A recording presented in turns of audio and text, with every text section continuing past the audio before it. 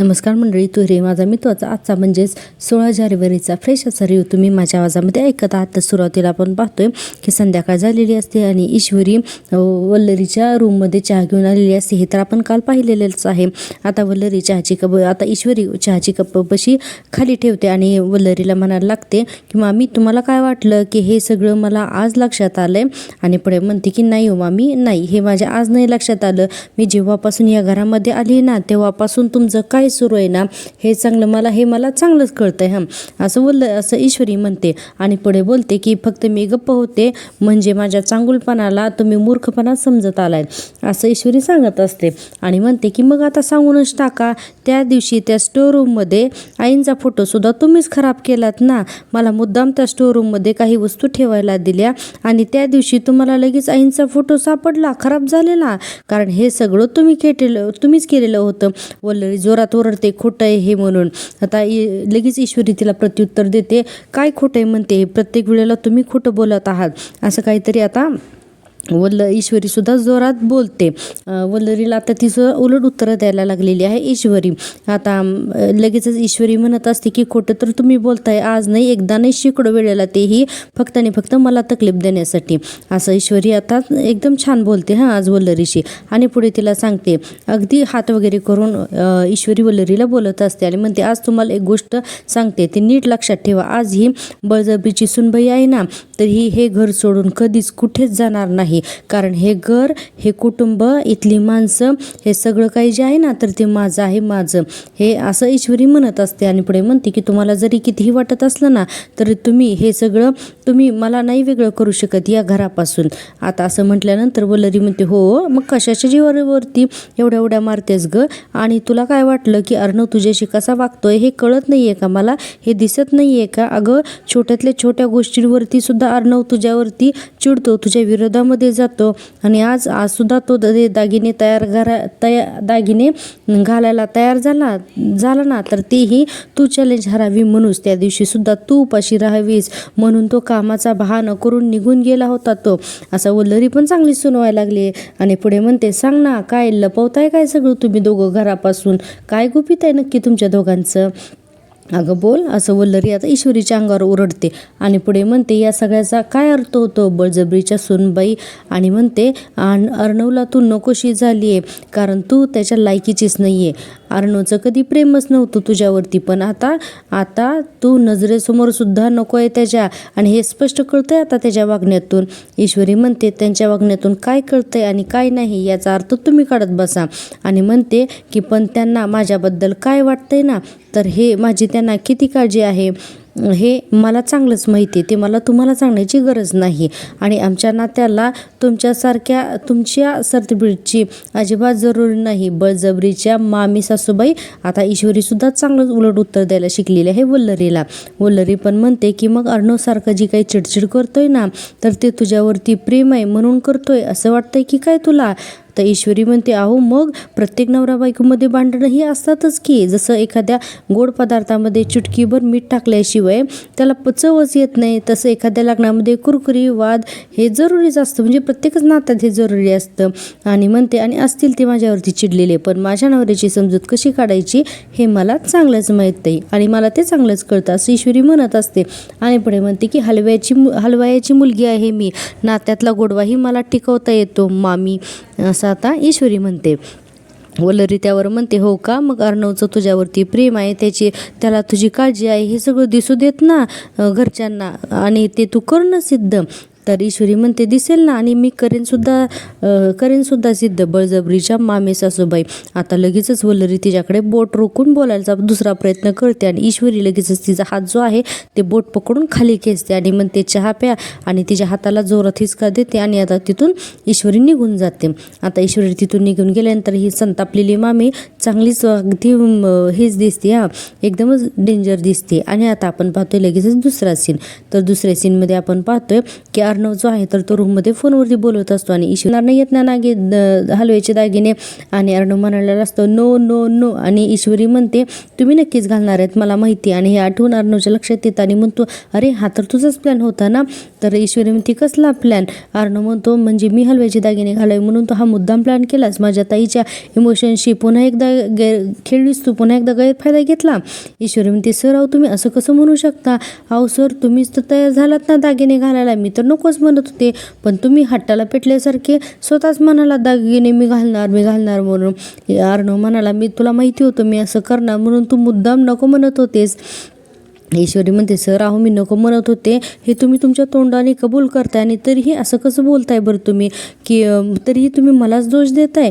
बरं ठीक आहे सर जाऊ द्या बरं हे सगळं सोडा. बरं सर उद्या मकर संक्रांत आहे आणि तुम्ही आतापासूनच माझ्याशी गोड बोलण्याची प्रॅक्टिस सुरू करा बरं असं अर्णव म्हणत असे ईश्वरी म्हणत असते. अर्णव म्हणतो तू हे जे काही करतेस ना हे सगळं मी लक्षात ठेवणार आहे. ईश्वरी म्हणते सर अहो मी काहीच केलेलं नाही आहे. मी जे नको म्हणत होते तेच तुम्ही करताय. हा तुमचा प्रॉब्लेम आहे माझा नाही आहे प्रॉब्लेम आणि उगाच तुम्ही बोलताय असं ईश्वरी अर्णवला म्हणत असते. आता अर्णव तिथून निघायला जातो तर ईश्वरी पुन्हा त्याला थांबवते आणि म्हणते सर मी जे नेहमी बोलायला जाते त्याचा तुम्ही नेहमी उलटाच अर्थ काढता. फक्त एकदा तुम्ही ना माझ्या बाजूने विचार करून तर बघा म्हणजे सगळे प्रश्न आहेत ना सगळे प्रॉब्लेम आहेत ना तर ते आपोआप मिटतील. सगळी गलतफहमी ना एका झटक्यात निघून जाईल असं ईश्वरी म्हणत असते. अर्णव आता स्वतःचा हात सोडवतो आणि म्हणतो काही गरज नाही आहे असं म्हणून आता अर्णव तिथून निघून जातो आणि ईश्वरी सर म्हणून त्याला हाक मारत असते.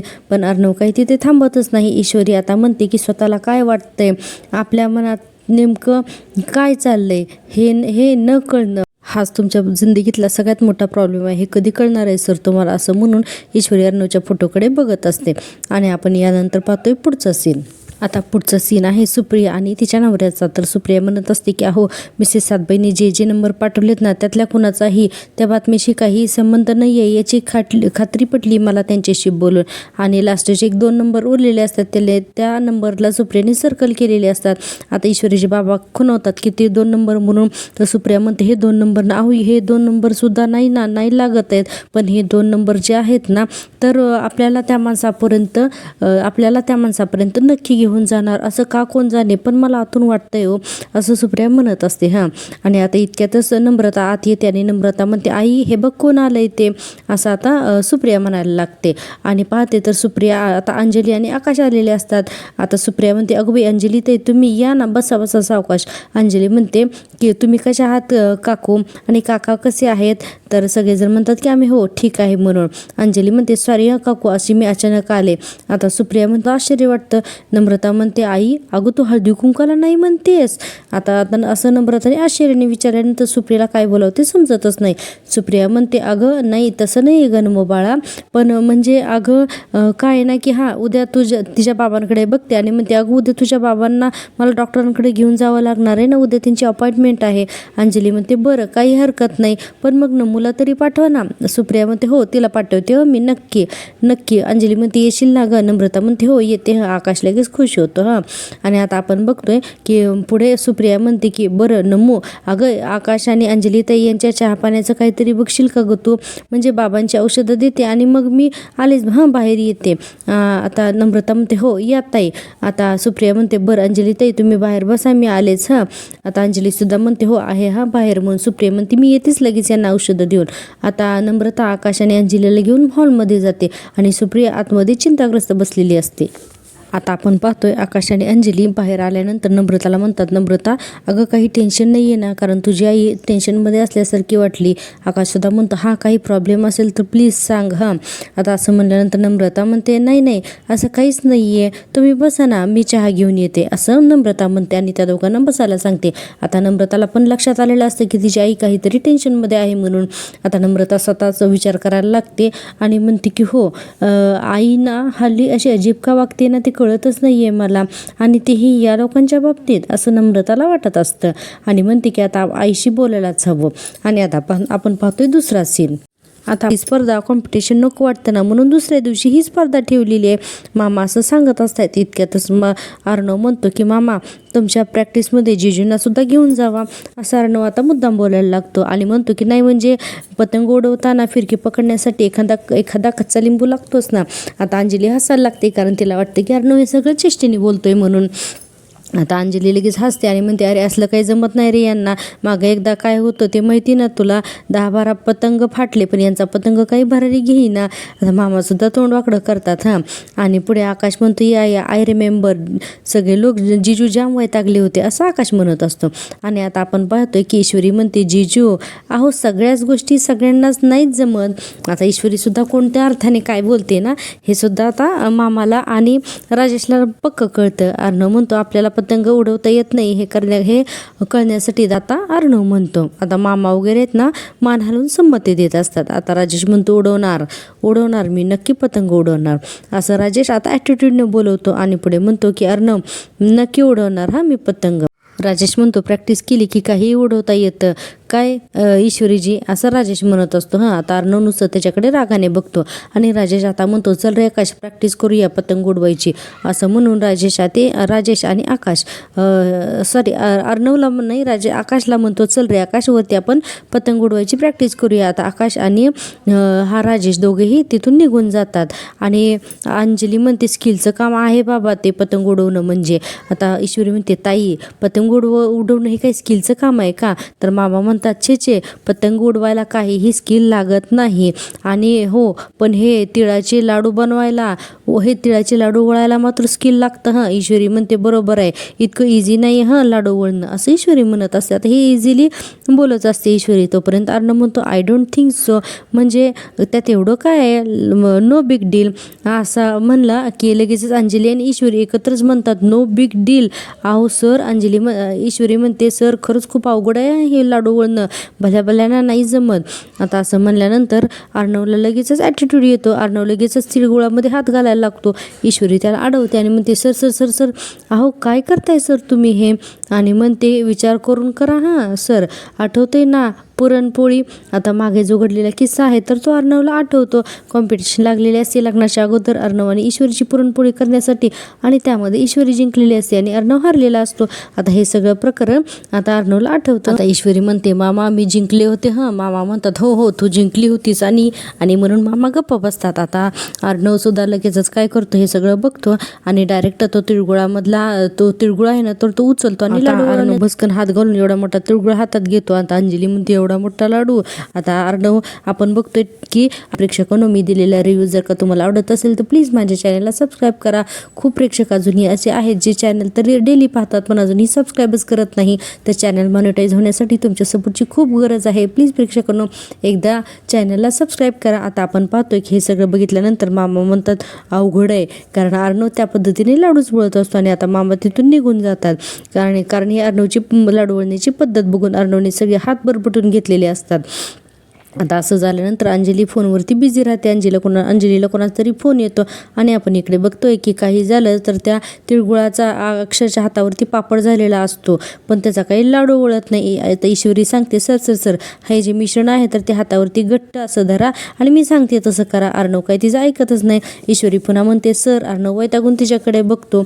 आता ईश्वरी म्हणते सर तीळ आणि गूळ एकत्र येण्यासाठीच आहेत, इतकं अतिशय प्रेमाने बोलते आणि म्हणते यावरती विश्वास ठेवा आणि मग लाडू लागत, आणि म्हणते की म्हणजे लाडू तुटणार नाहीत. असा ईश्वरी फारच प्रेमाने आता अर्णवशी बोलायला लागलेली असते पण अर्णव एक शब्दही बोलत नाही आणि अंजली इकडे फोनवर बोलण्यात बिझी असते. आता अर्णव म्हणतो की आय नो दॅट असं फक्त म्हणतो आणि पुन्हा लाडू वळायला जातो तर ते चपटाच होत असतो. आता ईश्वरी म्हणते चुकताय तुम्ही, समोरच्याचं नीट ऐकून घेतलं ना की सगळं सोपं होऊन जातं.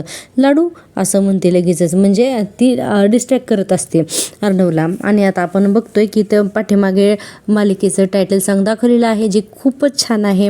आणि आता ईश्वरी आता अर्णवचा हातात घेते, त्याचा एक हात बाजूला सारते आणि दुसऱ्या हातात जे सारण असतं तर ते सारण आहे ती अलगद गोळा करते एका हातावरती आणि त्याचा गोल गोल गोल गोल असा लाडू बनवते. आणि हे सगळं आपल्याला म्युझिकली दाखवलेलं आहे. खरंच खूप सुंदर आहे. आज तिळगुळाचा लाडू वळण्याचा हा एपिसोड तुम्ही टीव्हीवरती नक्की पहा. आपण पाहतोय की असं टायटल सॉन्ग एकमेकांकडे बघत असतात आणि ईश्वरी अगदी अलवार अर्णवच्या हातावरती हात गोलाकार फिरवत लाडू बनवते. आता आपण पाहतोय की ईश्वरी अर्णवच्या हातावरती हात ठेवून तळहातावरती हात ठेवून स्वतःचा लाडू उडत असते आणि आता अर्णवकडे बघून म्हणत असते की सर, स्वतःची समोरच्याबद्दलची गलतफहमी दूर केली ना की फक्त लाडूच काय, तर म्हणते की सगळ्याच गोष्टी मनासारख्या होतात असं ईश्वरी म्हणत असते. आता अर्णवसुद्धा एकटक तिच्याकडे बघत असतो आणि इथे खूपच सुंदर असं टायटल सॉन्ग आहे. त्यानंतर ईश्वरी अर्णवच्या हातावरचा हात काढते आणि बघते तर खूप सुंदर असा गोल गरगरीत लाडू वळलेला असतो. आता अर्णवसुद्धा त्या लाडूकडे बघतो आणि त्याला वाटतं अरे यार, लाडू तर तयार झाला. आता तो ईश्वरी त्याच्याकडे बघते आणि म्हणते बघा सर, किती छान लाडू तयार झाला ना, असं ईश्वरी म्हणत असते. आणि हे सगळं बघायला हॉलमध्ये कुणीच नसतं, कारण अंजली तर फोनवरती बोलत असते ना, ती तर बिझी असते.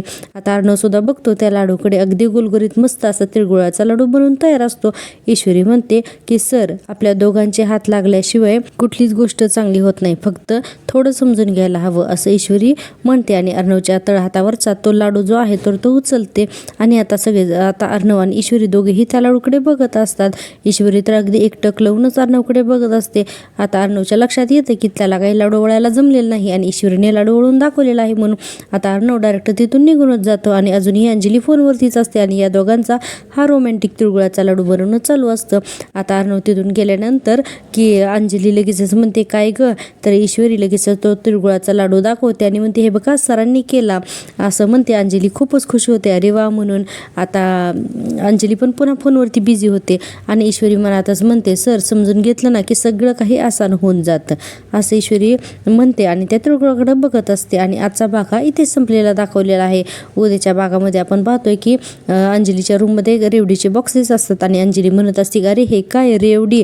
आता राजेश पटकन तिच्या हातातून तो बॉक्स हिसकावून घेतो आणि अंजली म्हणते अहो, ते असं काय खेचून घेतलं, त्यात विष असल्यासारखं. राजेश मनात म्हणतो आहेच त्यात विष. अंजली म्हणते म्हणजे, आणि पुढे अर्णव ईश्वरीला साडी देतो आणि म्हणतो तुझ्यासाठी नाही, माझ्या आईच्या इच्छेसाठी.